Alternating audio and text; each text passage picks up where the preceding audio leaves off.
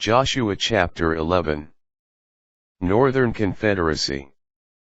When Jabin, king of Hazor, learned of this, he sent a message to Jobab, king of Madon, to the king of Shimron, to the king of Achshaph, and to the northern kings in the mountain regions, and in the Arabah near Chinnereth, in the Shephelah, and in Naphthdor to the west. These were Canaanites to the east and west, Amorites, Hittites, Perizzites, and Jebusites in the mountain regions, and Hivites at the foot of Hermon in the land of Mizpah. They came out with all their troops, an army numerous as the sands on the seashore, and with a multitude of horses and chariots. All these kings made a pact, and together they marched to the waters of Merom, where they encamped to fight against Israel. The Lord said to Joshua, "Do not fear them, for by this time tomorrow I will present them slain to Israel.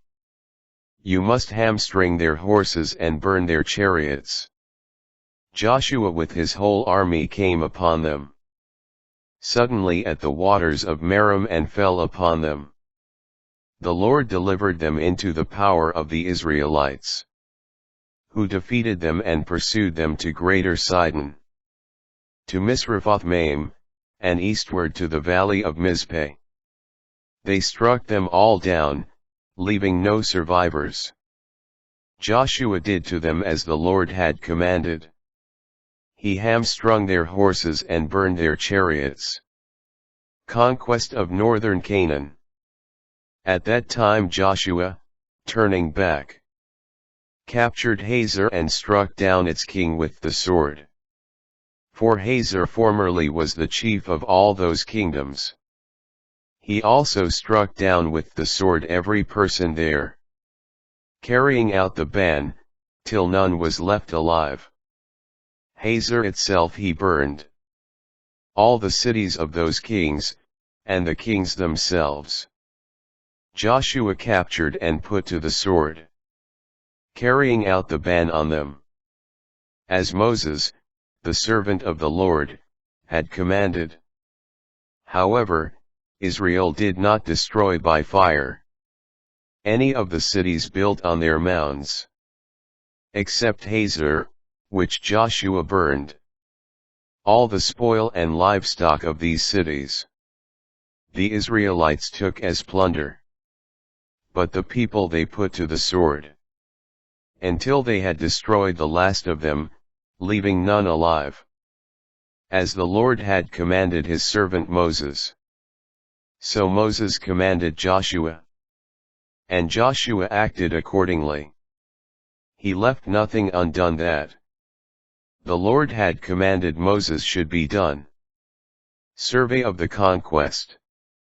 So Joshua took all this land, the mountain regions, the entire Negeb, all the land of Goshen, the Shephelah, the Arabah, as well as the mountain regions and Shephelah of Israel, from Mount Halak that rises toward Seir, as far as Baal Gad in the Lebanon valley, at the foot of Mount Hermon.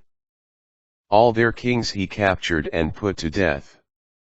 Joshua waged war against all these kings for a long time, with the exception of the Hivites who lived in Gibeon. No city made peace with the Israelites. All were taken in battle, for it was the Lord's doing to make their hearts obstinate to meet Israel in battle, that they might be put under the ban without mercy, and be destroyed as the Lord had commanded Moses. At that time Joshua penetrated the mountain regions, and exterminated the Anakim in Hebron, Debir, Anab, the entire mountain region of Judah, and the entire mountain region of Israel. Joshua put them and their cities under the ban, so that no Anakim were left in the land of the Israelites. However, some survived in Gaza, in Gath, and in Ashdod. Thus Joshua took the whole land, just as the Lord had said to Moses. Joshua gave it to Israel as their heritage, apportioning it among the tribes. And the land had rest from war.